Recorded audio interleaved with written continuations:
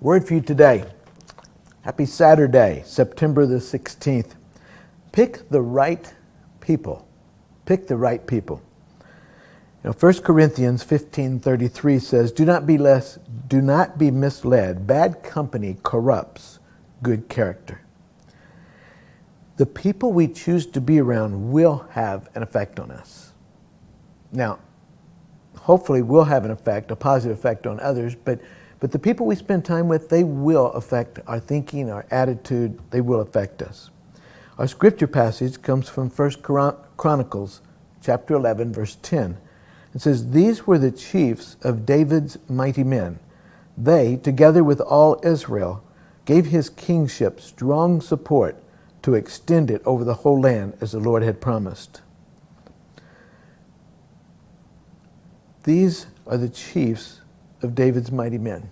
There were a group of men when David was fleeing from Saul, and then when he actually, after Saul was killed and David became king, these men were the source of David's strength. David couldn't do it on his own.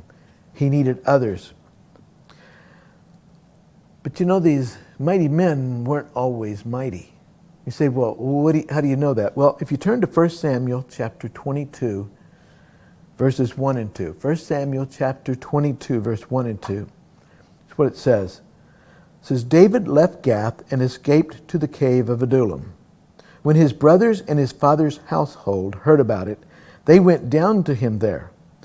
All those who were in distress or in debt or discontented gathered around him, and he became their leader. About 400 men were with him. And what does it tell us about these 400 men? They were in distress or in debt or discontented. See, these mighty men weren't so mighty right then, were they? But being around David, being around each other, had an effect on them. Realizing that people you spend time with are going to have an effect on us, what should we consider when choosing who we're going to be around? Well, one, choose believers. Believers.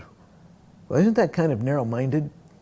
Well, if a person has a relationship with God, it's going to affect every decision they make and their outlook on life. And you know what? If a person does not have a relationship with God, it's going to affect every decision they make and their outlook on life. So, pick those people who have a relationship with Jesus Christ. And then personality. Personality makes a difference. Romans chapter 12, verse 18 says, If it is possible, as far as it depends on you, live at peace with everyone. I love this verse because what it's saying is there's some people we're just not going to live at peace with. There's some people you just can't get along with. Even though they're believers, we just are not going to get along. Spend the majority of your time with people who encourage you, and you encourage them. You can disagree with them, but you still remain good friends.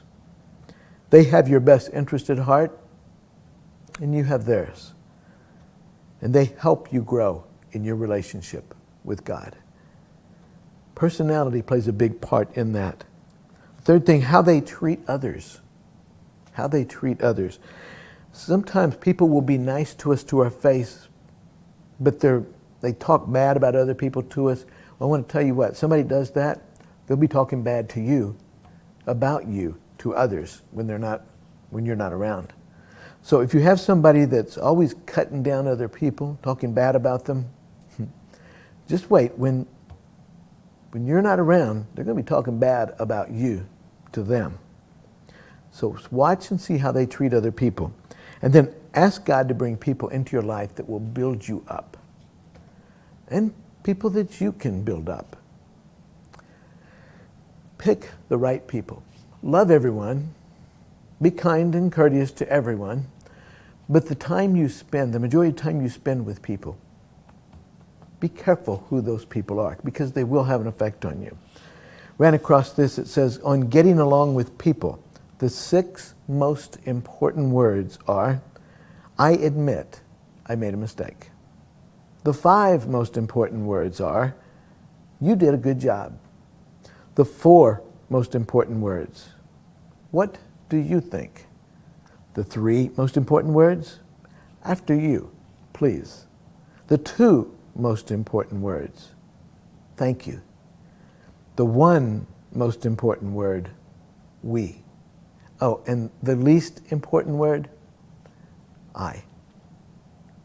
Have a good day.